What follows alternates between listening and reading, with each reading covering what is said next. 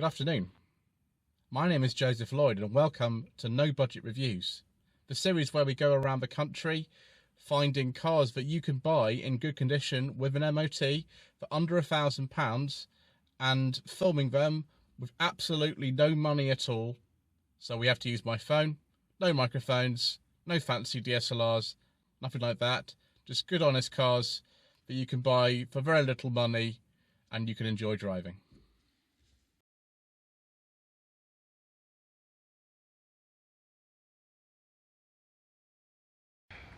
Well, viewers, I know we've had quite a few Rovers on the channel recently, but if you know anything about Lloyd Vehicle Consulting, you know that I never would apologise for that, and especially not something like this. This is a 1998 Rover 416 SLi Automatic. This is the HHR shape of 400 that I've referred to on my channel before. I used to have an almost identical car to this, which was a 1996 416 SLi Automatic Saloon. That had rear parking sensors and it had a 416 SLi spelt out on the back. In about 1997, Rover decided they didn't want to put full badges on the back of the cars, obviously to make it cheaper. They just stuck 400 on the back, but otherwise the car was identical, same alloy wheels, everything like that. This has the Honda D-Series engine with an automatic gearbox. Most of these had a K-Series engine, apart from the ones that would be L-Series diesel, which we don't talk about on this channel. And mine was this colour exactly. I don't know if it's called British Racing Green or Brooklands Green. There's been some debate about what this colour is actually called, but it's very familiar to me. This one though is in better condition than my one was. Whoop. Gosh, the door handle. Oh, common problems with these. I think we'll just. I think Jude will put that back on for me. We'll attempt to, and I'll just go around the other side. Let's just do that, shall we, viewers? And let's just forget about that, shall we? As you can see, a common problem with the 45s and the 400 HHRs is the door handles, and the same with what's called the Swindon Civic or the Mark V Civic. These were available as a saloon and a hatchback, unlike the early R8s that were 200 for most of the hatchbacks and 400 for the saloons in the States. So we've got the later type 400 interior here, which doesn't have the paisley pattern on it, but the door cards, that one I think has lost its material, because you can see the other one is sagging, which happens. I hope this door handle's all right. I don't know why the driver's one just fell off, but there we go. Yeah, we can see the door handles there. Exactly the same interior space as a 45 saloon, like the one I've got. In fact, it's just over there. There we are. This was obviously an earlier car, and there are some differences between this and the 45. One of them is the dashboard. So I get in here, you'll see that actually the instruments are a little bit different in this. Still got the same dashboard. This one's got a passenger airbag in it as well. Actually, the passenger airbag is looking the best of any HHR I've ever seen. This one's got 52,000 miles on the clock, and even tells you that that's an auto up and down driver's window. We have got 4 electric windows in this car, automatic transmission, and we've got air conditioning. That's something, again, my SLi didn't have. It had a sunroof instead, so it must have changed the specification somewhere down the line. Exactly the same glove box, if I can, there we go. Plenty of space for the secret mission documents and the yellow wheel key. Door cards very similar, but of course we're pre-project drive here, so we've actually got wood on the tops of the doors. Again, another original Phillips tape deck in this car. The display, I don't know where the display is, perhaps it's up there. For some reason the clock in this is actually working, which is fantastic. Very common problem with these is them. And then we've got steering wheel controls. I don't think I had those actually on mine either. But we've got the earlier type of steering wheel, it's definitely pre-Rover 45, which I'm not even sure there's leather on it, to be honest. It's sort of plastic one. I think on the upper models like the GSI you might have got that, or the Executive as it was later called. Right. I might open the door from the inside and then actually go into the driver's seat. Right, viewers, where there's a will, there's a way. No cruise control, of course. We do have the illuminated ignition barrel, because this is pre-project drive. And actually on this car, the SRS airbag light is there, just like on a very, very late R8. The dials still very much look like sort of the Honda derived things, which they probably are. And there's that very, very 1980s Honda electric mirror control. Switches for the electric windows are down here, apart from the driver's one. Presumably just save money. And some tape storage in there. No leather on top of there, because this is just midway in the range, not top of the range. Do have the remote releases for the boot and the fuel flap down there too. But first of all, we'll take a look at what makes this car unique, which is actually the engine. This is pretty much identical to looking at the engine bay of a contemporary Honda Civic, because on an Hhr Rover, the K-Series turns the opposite way to this engine. So rather than having the cam belt and stuff on that side, it's on this side. And that's the same with the Rover 600, which mainly has Honda F-Series engines, and of course a lot of the R8 Rovers, like the two that I've had. So a very different type of looking engine bay. I mean, the battery's right at the back, for example, and on a K-Series one it'll be at the front. But on a D-Series engine, very, very, very reliable engine. Cam cover gasket on this is weeping a little bit, because they all do that, sir. But we've got a very interesting rocker cover on here. It doesn't say Rover or anything, and it doesn't have the sort of earlier type that you'd find in an R8. It just says 16 valve on top of it.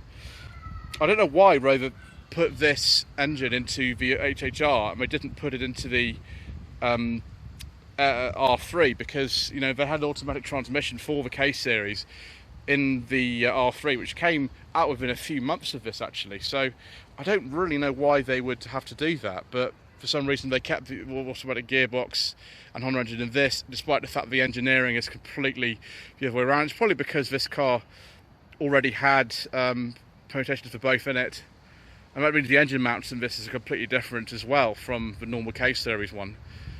As you can see, we do have air conditioning in here, because there's the little sticker for it. But yeah, pretty easy to work on. It just it's interesting for me, having owned so many K-Series engine cars and the KV6, that everything's kilted over the other side if you look at this engine bay. Right, let's take a look in the boot. This is a really, really clean boot. Same capacity as well as on the 45 Saloon that I've got. That spare tyre has not been on the car very much. There's a little bit of chafing around the edge of the lip of the wheel, but that's barely been on the car. That's probably an original equipment spare tyre actually, if it's a Dunlop, which is very good. I'm sure this car was a low number of owners from new, like most of Jude's cars are, and obviously kept it very well.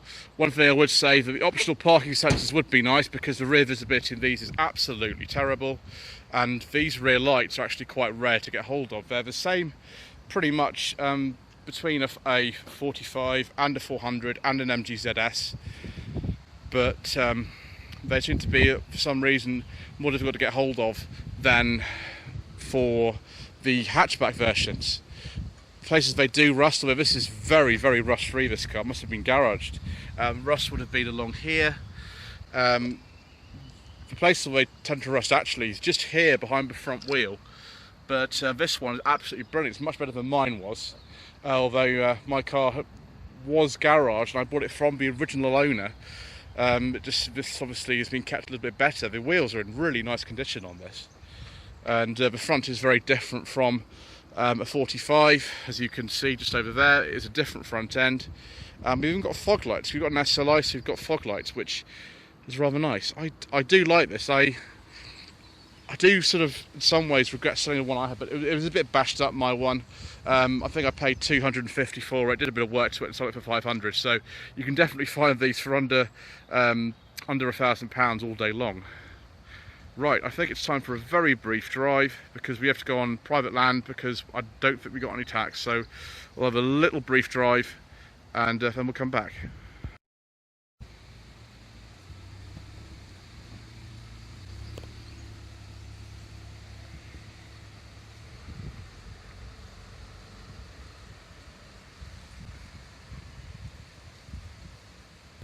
Right viewers, off we go on our little short drive on some private land. So the engines available in one of these were a 1.4 engine in the 414, which develops 103 brake horsepower. It's a K-series unit. I've talked extensively about K-series engines in other no budget reviews, so I'm not going to go into that here. But yes, that was the base engine most of the time. There was briefly an 8-valve unit of the K-series as well, also 1.4, developing 75 horsepower, which was mainly found in the Hhr Rover 200, but for about 6 months, I think, towards the end of the 400's life, well, the Hhr 400 anyway, they did actually put that into these as well, in the I think it's the SLi model, which is right at the bottom of the range, special edition type thing. So that is a little bit too weedy, I think, for a car like this. Then next engine up from that was 1.6 K series, which developed 110 horsepower. Then this Honda D series, which is only available with the automatic option, and this develops 116 horsepower, I believe, in this particular application. Very, very well-behaved engine. Cam cover gaskets are quite a common problem with them, and on K series engines, but you know, it's not that bad. Just put some of this on so we can actually see where we're going. There we go. It's better. We're driving very slowly today. And then, of course, the 2-litre T series engine, which is 136 horsepower. Not the turbo, just a normally aspirated version. Une heure plus tard.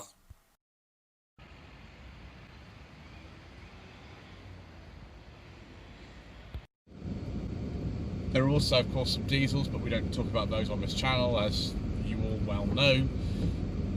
All the engines I've mentioned for the petrols have a cam belt, and so it's really worth checking, see if the cam belt tensions and water pump have been changed regularly if you're going to buy the car. Trim levels available before there was sort of mild rejigging of them in about 1998 were a 414i, which is the base model. Then up that was the SI, the SLi like this, and the GSI. We'll talk a little bit later about the trim levels later on, because they're very complicated. Again, as I said, this is very similar to the contemporary Honda Civic, although that wasn't available as a saloon like on the Hhr platform. That was on a different platform, the EJ platform. I always forget about that. Riding and handling is suspiciously like a Rover 45. The suspension's a little bit differently set up, but it's nice and comfortable, and it's quite easy to drive. Well, the rear visibility is pretty shocking, and so it's the fact that the rear headlining always sags in these, just like it did on mine.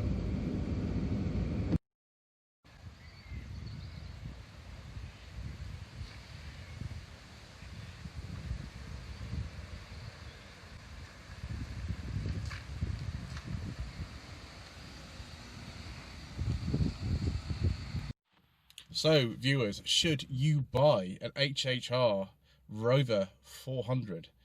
Well, I think you're talking to the wrong person if you're expecting me to heavily criticise this car, because I've owned one of these. I've owned 2 Rover 45s, so I really like them. They do have their problems, principally around some of the engines and rust and door handles falling off and the saggy door cards and sometimes the clock, but this is a pretty sound car. For some bizarre reason, Rover decided to market this car as an alternative to the Mondeo and the Vectra, and it really isn't. It's far more similar to something like an Escort or an Astra in size, although it does feel a little bit classier than either of those. I personally really like them. Let me just pick up my book here and we'll go over some trim levels, shall we? Because I know you will really like that. If you don't, it's too late anyway. Right. So after about 1998, when they changed the trim levels, There was IE, which is the bottom of the range, apart from the special edition SEI. IL, IS, IXL, LE, LS, S, Executive and XL. The Executive is really the one that you would want, or rather I would want. I think that came with the T-Series engine. That's a very, very good engine, the T-Series. Of course, the turbo version of that went into the Turbo Tomcat, and I think Rover really wanted to put the V6, which later went into the 45, in this car, but they never did in the end. And gosh, I would like to drive one of these with a T-Series turbo. That would be an awful lot of fun.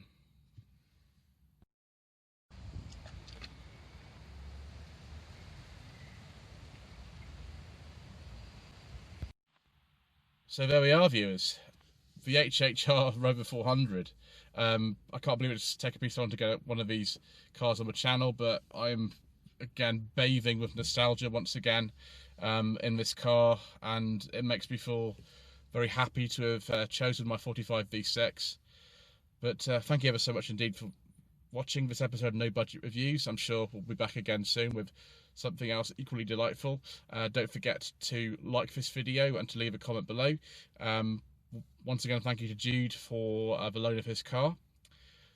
Don't forget to visit my Facebook page, facebook.com/Lloyd Vehicle Consulting, and also my Instagram account, instagram.com/Lloyd_Vehicle_Consulting.